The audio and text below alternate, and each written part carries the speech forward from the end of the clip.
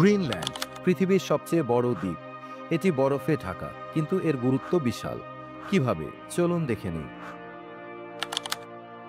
গ্রিনল্যান্ডের আয়তন 21 লক্ষ বর্গ কিলোমিটারেরও বেশি, যার 80% এলাকা বরফে আচ্ছাদিত। এটি উত্তর আমেরিকা ও ইউরোপের মাঝামাঝি অবস্থিত, যা এটিকে কৌশলগতভাবে অত্যন্ত গুরুত্বপূর্ণ করে তোলে। জলবায়ু পরিবর্তনের ফলে এখানকার বরফ দ্রুত গলছে, যার ফলে নতুন নতুন সামুদ্রিক পথ তৈরি হচ্ছে এবং ভূগর্ভস্থ সম্পদের হাতছানি আরও বাড়ছে। গ্রিনল্যান্ড ডেনমার্কের স্বায়ত্তশাসিত অঞ্চল, তবে স্বাধীনতার জন্য আন্দোলন চলছে।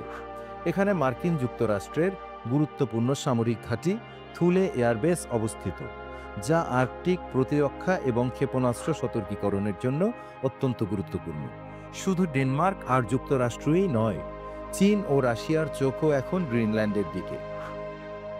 গ্রিনল্যান্ডের মাটির নিচে আছে মূল্যবান খনিজ সম্পদ, যা স্মার্টফোন, ইলেকট্রিক গাড়ি এবং সামরিক প্রযুক্তিতে ব্যবহৃত হয়, এবং ইউরেনিয়াম, নিকেল ও তামা, যা বৈশ্বিক শিল্প খাতে গুরুত্বপূর্ণ ভূমিকা রাখে। এছাড়া এর বিশাল সমুদ্র সীমা মৎস্য শিল্পের জন্য গুরুত্বপূর্ণ, এবং বরফ গলার তেল, গ্যাস ও পর্যটনের সুযোগ তৈরি হচ্ছে।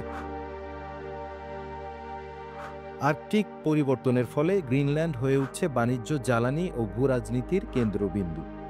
তাহলে কি এটি ডেনমার্কের অধীনেই থাকবে, নাকি স্বাধীন হবে, নাকি হয়ে উঠবে বিশ্ব শক্তিগুলোর প্রতিযোগিতার ময়দান?